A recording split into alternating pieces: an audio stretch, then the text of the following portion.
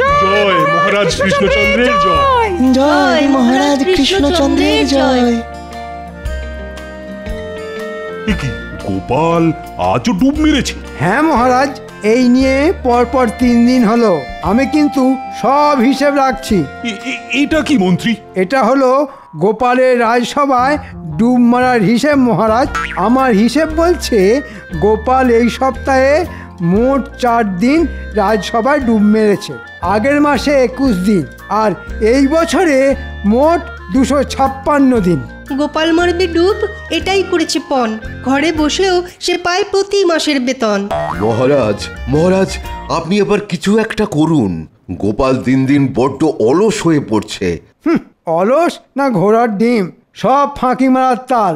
মহারাজ নরম মনের মানুষ, তাই মহারাজ গোপালকে কিচ্ছু বলেন না।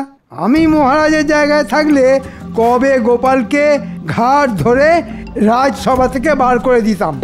হ্যাঁ মহারাজ, গোপাল রাজসভা কামাই করে ঘরে বসে বেতন পাবে, এটা কিন্তু কিছুতেই চলতে পারে না।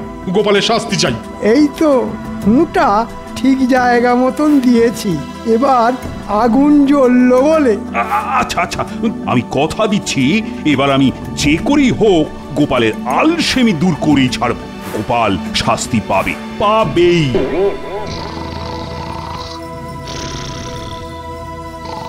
ওহ, সংসারের জন্য খেটে খেটে জীবনটা শেষ হয়ে গেল আমার। ওদিকে মহারাজ বেলা অবধি নাক ডেকে ঘুমিয়েই চলেছে। এই বলি শুনতে পাচ্ছ? জানি তো এখন কোনো কথাই মহারাজের কানে যাবে না। আজ আমার একদিন কি তোমার একদিন। এই বলি তুমি উঠবে? অনেক হয়েছে আর নয়। আজ জম্মের মতন তোমার ঘুম বার করছি আমি।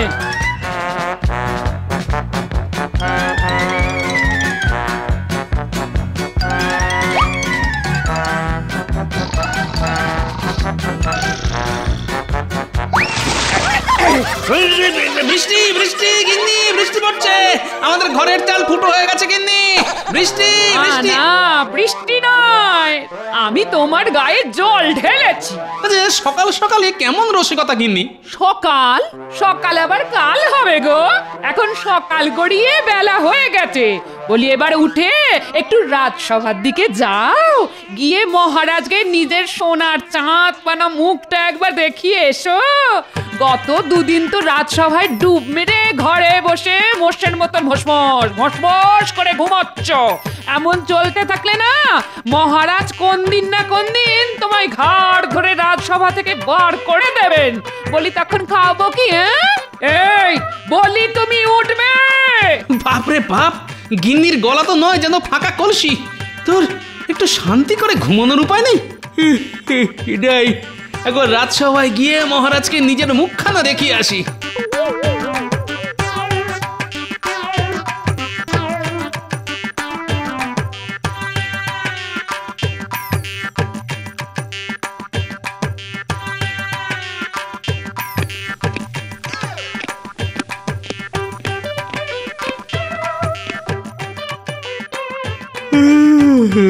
শুভ সকাল মহারাজ।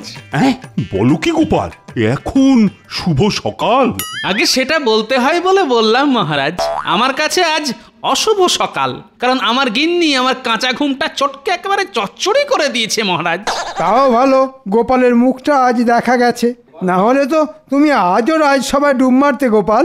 ও, আমার মুখটা না দেখলে বুঝি আপনার ভাত হজম হয় না মন্ত্রী মশাই? বেশ তো, রোজ খাওয়ার পর আপনি আমার বাড়িতে এসে আমায় দর্শন করে যাবেন, তাতে ভাতও হজম হবে আর আপনার ঘুমটাও ভালো হবে। দেখেছেন মহারাজ, গোপাল একে দেরি করে এসেছে, তার উপর কেমন মুখ চালাচ্ছে। গোপাল অনেক সহ্য করেছি, আর নয়। তুমি দিন দিন বড় অলস হয়ে পড়ছো। এইভাবে চলতে থাকলে কিন্তু আমি তোমাকে রাজসভা থেকে সারা জীবনের মতন বহিষ্কার করব। গোপাল ওঠো, গোপাল মহারাজ তোমাকে কিছু বলছেন। মহারাজ, গোপাল কিছুই শুনছে না। গোপাল এখন ঘুমের দেশে। এই গোপাল, তুমি উঠবে? এই ওঠো বলছি, ওঠো। এবার আমি না পাগল হয়ে যাব।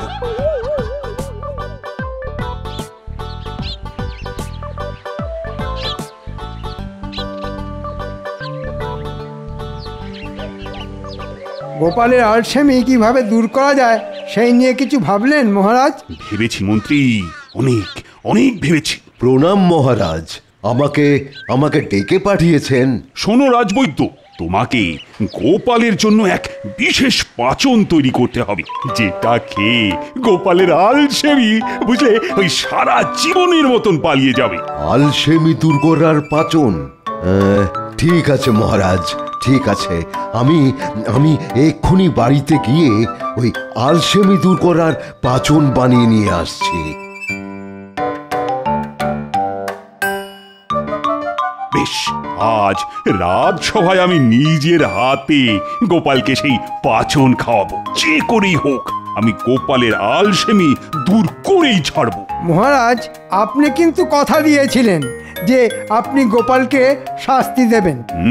কিন্তু বিপদের সময় গোপালই সবার আগে ঝাঁপিয়ে পড়ে মন্ত্রী, তাই শাস্তি দেওয়ার আগে একবার গোপালকে সুস্থ করে তোলার চেষ্টা আমি করবই। তাতেও কাজ না হলে তারপর আমি গোপালকে শাস্তি দেব।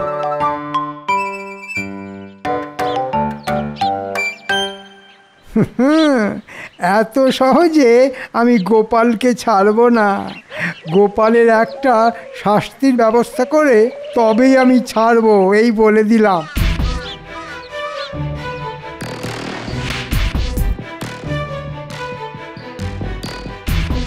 এই তো পেয়েছি। মালির কাজটা যদি গোপালকে দিয়ে করানো যায় তাহলে গোপালের আলসেমিও দূর হবে আর গোপালও শাস্তি পাবে। হ্যাঁ,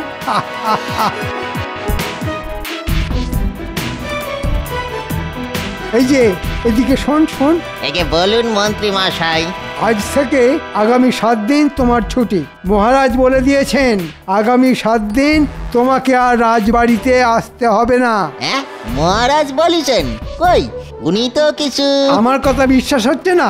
বেশি কথা বললে মহারাজকে বলে তোমার সারা জীবনের ছুটির ব্যবস্থা করে দেবো, সেটা ভালো হবে? না না, এমন করবেন না মন্ত্রী মশাই, এমন করবেন না। তাহলে এখনই বাড়ি পালাও, পালাও। আর আগামী 7 দিন রাজবাড়ি মুখো হবে না, এই বলে দিলাম। আচ্ছা মন্ত্রী মশাই, আচ্ছা। মহারাজ, মহারাজ, এই পাঁচন গোপালের পেটে গেলেই গোপালের সব আলসেমি দূর হয়ে যাবে। কিন্তু গোপাল কোথায়? তার তো এখনো দেখা নেই। গোপাল আজও সময় মতন রাজসভায় এলো না। এই নিয়ে মোট 5 দিন হলো। আমি কিন্তু সব হিসেব রাখছি মহারাজ। প্রহরী, ও প্রহরী!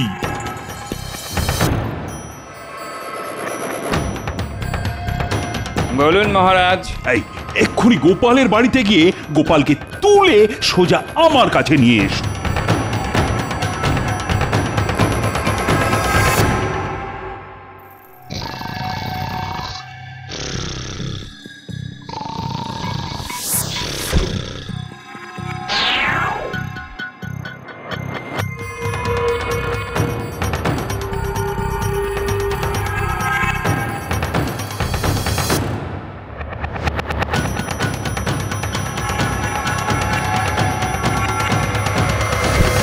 গোপাল, হাই গোপাল, ওঠো ওঠো বলছি।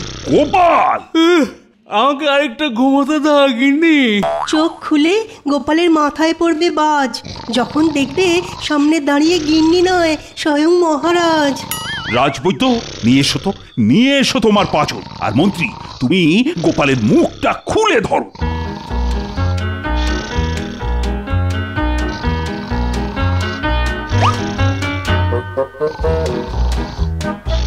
কি ঘুম রে বাবা! মহারাজ গোপালকে এক শিশি পাচন খাইয়ে দিল আর গোপালের কোনো হুঁশ নেই। হ্যাঁ, এবার গোপালের সব আলসেমি দূর হয়ে যাবে। কিন্তু সেটা পরীক্ষা করার জন্য তো আগে গোপালকে ঘুম থেকে তুলতে হবে। ঠিক বলেছেন রাজপণ্ডিত। মহারাজ, আমরা একবার চেষ্টা করে দেখি। হ্যাঁ হ্যাঁ, সেই ভালো। গোপাল, ওঠো গোপাল, গোপাল, ওঠো বলছি। গোপাল, গোপাল, ও বলছি। কি, আমি রাজসভায় এলাম কখন? তুমি নিজে আসনি, আমি তোমাকে বাড়ি থেকে তুলে নিয়ে এসেছি গোপাল। এবার যাও যাও, তুমি নিজের জায়গায় গিয়ে চুপটি করে বসো। উফ, এটা গোপাল ভাঁড় না সাক্ষাৎ কুম্ভকর্ণ? এমন মরার মতো ঘুম ঘুমোতে আমি আগে কাউকে দেখিনি। ওই দেখুন মহারাজ। ওহ, গোপালের এই ঘুমের জন্য এবার আমি সত্যি সত্যি পাগল হয়ে যাব। না, আমার পাচন গোপালের শরীরে কোনো কাজই করলো না। মহারাজ, গোপালের আলসেমির সঙ্গে আমরা পেরে উঠব না। বললেই হলো পেরে উঠবো না? আমার কাছে গোপালের আলসেমি দূর করার একটা ওষুধ আছে মহারাজ। কি ওষুধ মন্ত্রী? রাজবাড়ির মালিক 7 দিনের জন্য ছুটি নিয়ে দেশের বাড়িতে গেছে মহারাজ। তাই গোপাল যদি এই 7 দিন মালির কাজ করে তাহলে কাজের কাজও হবে আর গোপালের আলসেমিও দূর হবে। হ্যাঁ, মালি দেশের বাড়ি গেছে? তো কবে গেল, কখন গেল? ও, আমি তো কিছুই জানি না। আপনি জানবেন কি করে? আমি তো মালিকে ছুটিতে পাঠিয়েছি।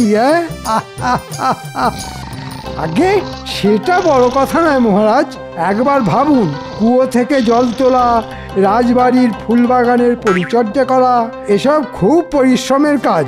এই কাজটা যদি গোপাল করে তাহলে ও আর ঘুমানোর সময়ই পাবে না। ওই শয়তান মন্ত্রীটা আমার ঘুম চটকানোর জন্য এই ফোন দিয়ে আসছে। বেশ বেশ, তাই হবে। গোপাল, এই গোপাল! আগে আমাকে ডাকছেন মহারাজ? হ্যাঁ, কাল থেকে তোমাকে রাজবাড়িতে মালির কাজ করতে হবে গোপাল। তাই কাল সকাল সকাল রাজবাড়িতে চলে এসো। কি কি কাজ করতে হবে সেটা বরং মন্ত্রী তোমাকে বুঝিয়ে দেবে। ও হ্যাঁ, আর একটা কথা, কাল যদি সঠিক সময়ে রাজবাড়িতে এসে না পৌঁছো তাহলে আর কোনোদিনও এই রাজবাড়ি মুখ হওয়ার দরকার নেই তোমার। আমি তোমাকে সারা জীবনের মতো রাজসভা থেকে বহিষ্কার করব, এই আমি বলে দিলাম। আজকের মতো রাজসভা এখানেই শেষ।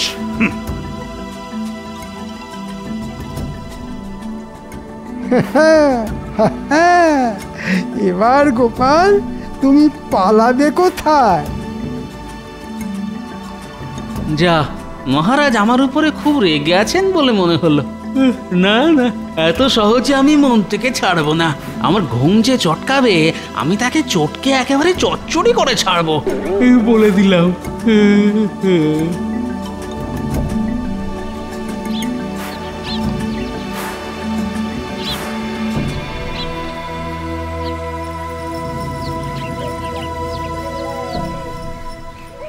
এই যে গোপাল, সঠিক সময়ে চলে এসেছে দেখছি। নাও এবার কাজ শুরু করো। কি করতে হবে সেইটা তো বলুন মন্ত্রী মশাই। প্রথমে তোমাকে ওই কুয়ো থেকে বালতি করে জল তুলতে হবে। তারপর রাজবাড়িতে যত গাছ আছে সব গাছের গোড়ায় জল দিতে হবে, একটা গাছও যাতে বাদ না যায়।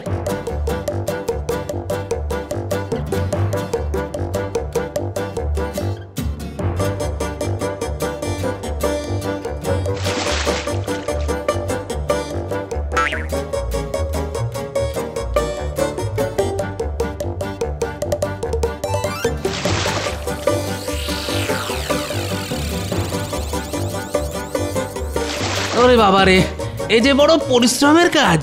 এদিকে আজ ঘুমটাও ঠিক মতো হয়নি, গায়ে একটু বল পাচ্ছি না। আজ গোপালকে এমন খাটাবো যে 1 হাত জিভ বেরিয়ে আসবে গোপালের।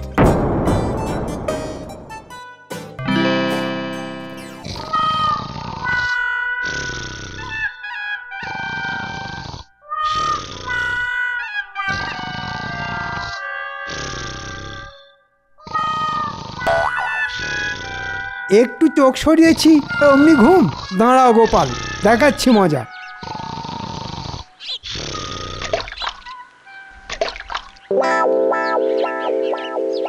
তাড়াতাড়ি হাত চালাও গোপাল, তাড়াতাড়ি হাত চালাও। আর শরীর চলছে না মন্ত্রী মশাই, ঘুম, একটু ঘুম। খবরদার নয় গোপাল, চোখ বন্ধ করলেই গায়ে জল ঢেলে দেবো, এই বলে দিলাম। না, মন্ত্রীটা বড্ড বার বেড়েছে দেখছি। ঠিক আছে, কালকের দিনটা আসতে দাও, আমিও দেখবো মন্ত্রী তুমি কি করে আমার ঘুমে বাধা দাও।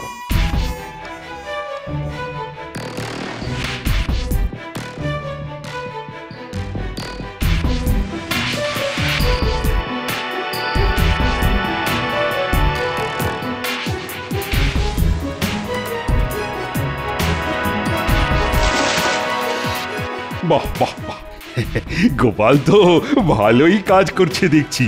করবেই তো মহারাজ, আমি গোপালকে চোখে চোখে রেখেছি না, আমি কিছুতেই গোপালকে দু চোখের পাতা এক করতে দিচ্ছি না। এইভাবে টানা 7 দিন কাজ করতে পারলেই গোপালের সব আলসেমি একেবারে বেরিয়ে যাবে।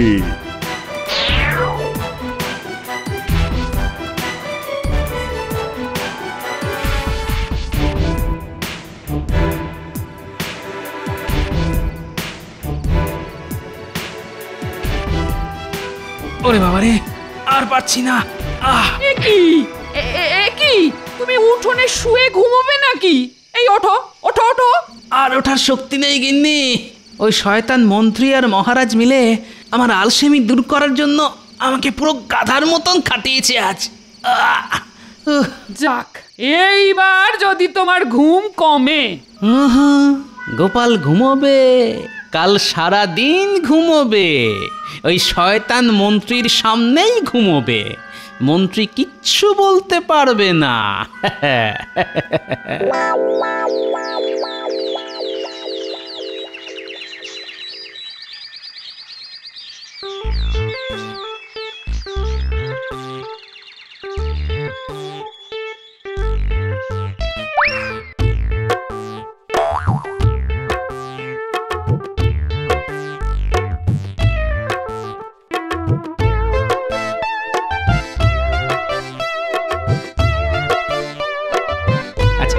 ব্যবস্থা করব যে ওই শয়তান মন্ত্রীটা আমাকে ঘুম থেকে আর ডাকবে না।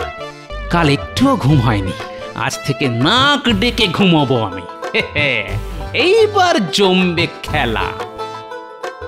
আজ গোপালকে এমন খাটাবো যে গোপালের হাত পা সব খুলে আলাদা হয়ে যাবে। হ্যাঁ, আমাকে তো চেনো না গোপাল।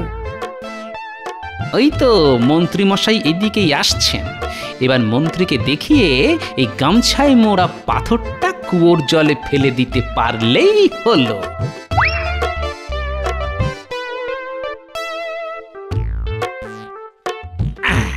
গোপাল ওটা কি ফেললো? ব্যাস, এবার আমি নিশ্চিন্ত। মহারাজের দেওয়া সব সোনা দানা আমি আমার গামছায় মুড়ে এই কুয়োর জলে ফেলে দিলাম। এবার চোর ডাকাতের হাত থেকে মুক্তি। যখন দরকার হবে তখন এসে বার করে নিয়ে যাব। যাই, এবার কাজ শুরু করি। ও, এই ব্যাপার।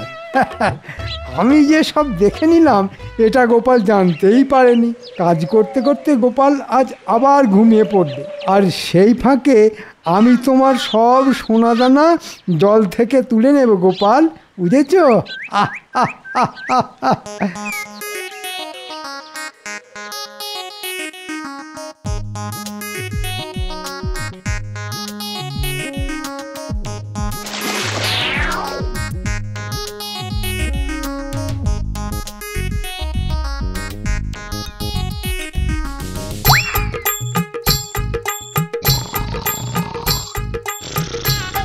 এই তো গোপাল ঘুমে কাদা, এই সুযোগ।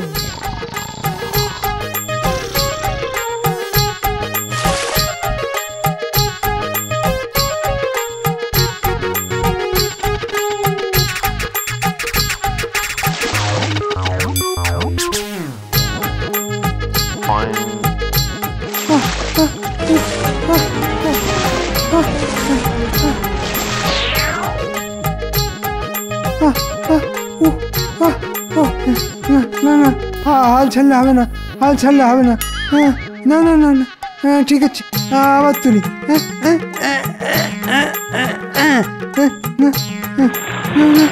হচ্ছে না, না না হচ্ছে না। ওই এখানে আছে না, না এখানে নেই।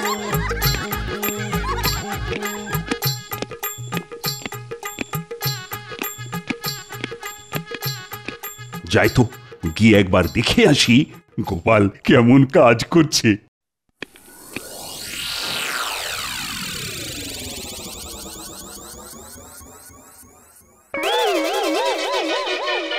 কি এত জল এলো কোথা থেকে? কৃষ্ণনগরে আবার বন্যা হলো নাকি?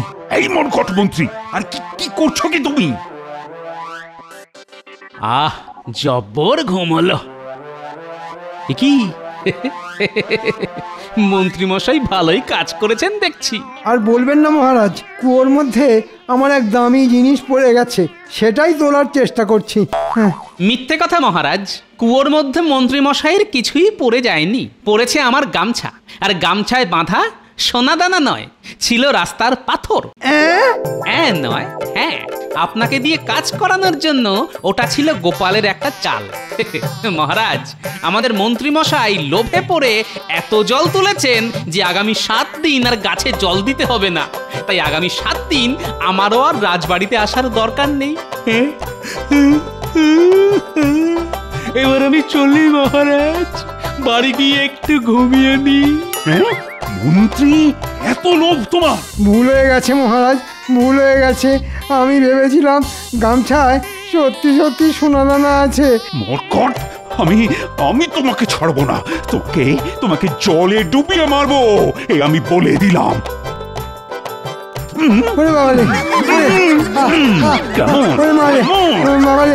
মরে গেলাম রে বাবা। গোপালের আলসেমি দূর করা আমার কাজ নয়। গোপাল, তোমার বুদ্ধির সামনে আমরা কেউ দাঁড়াতে পারবো না। তুমি হলে মহান।